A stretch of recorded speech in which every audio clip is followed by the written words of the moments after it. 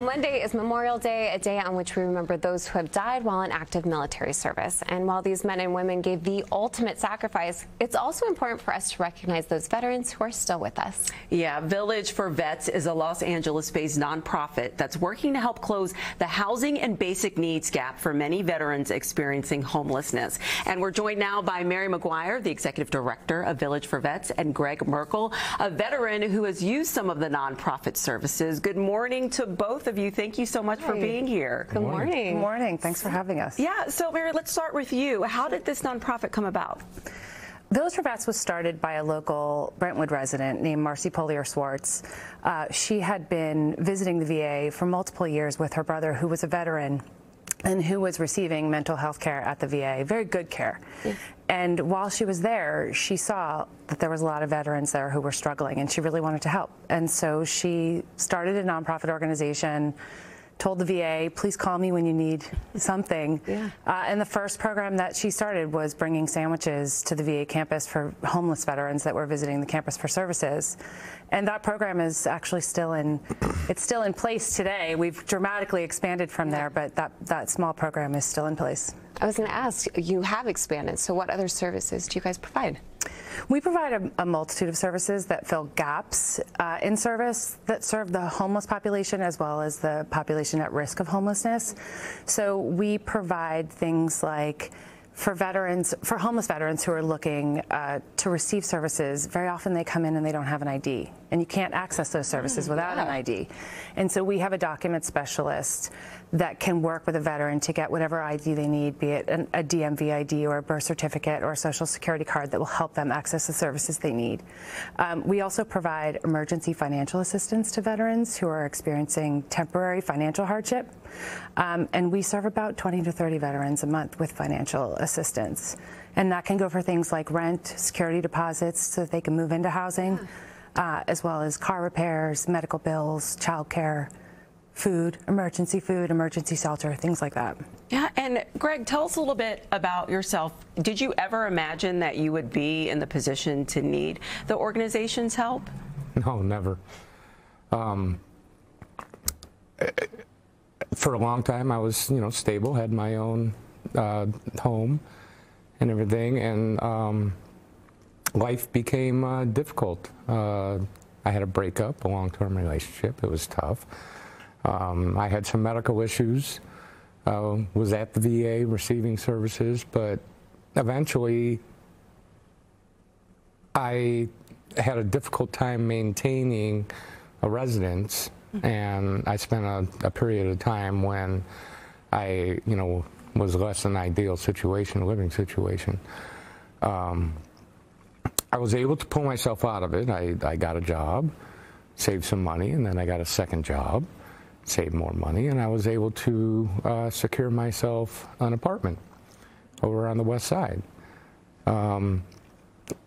Village for Vets helped me tremendously in the fact that they were able to furnish that place.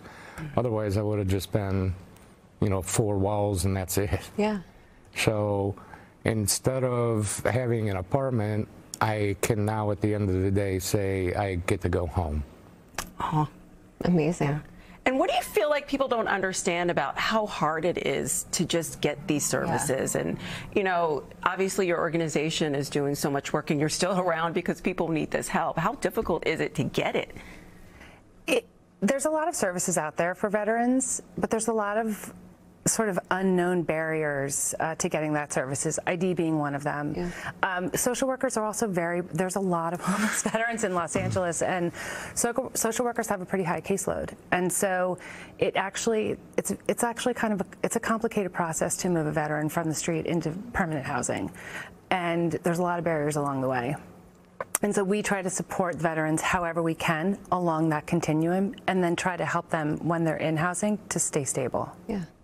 I feel like it's amazing because I think someone like yourself who's sacrificed their life and put so much towards our country, and to think that you just mentioned like there's a ton of homeless veterans in LA. I feel like someone watching right now might be really inspired. How can they help? How can they give back?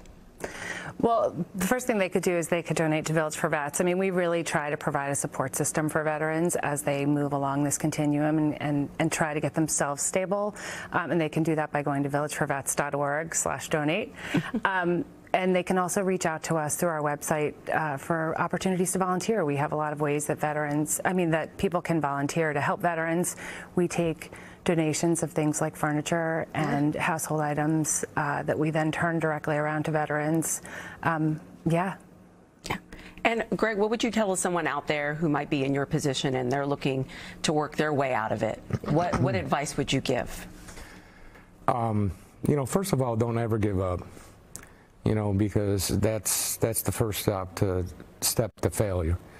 If you're going to give up, then there's not a lot of hope. Yeah. And Village for Vets has been a support network for me. They, when they gave me the furniture for my home, that wasn't it. They didn't just drift off into the distance. I had a major car repair that they helped me with. No way would I have been able to take care of that by myself. They did it again just recently. I picked my car up the other day. I had my car parked on the street and somebody clipped my driver's side mirror.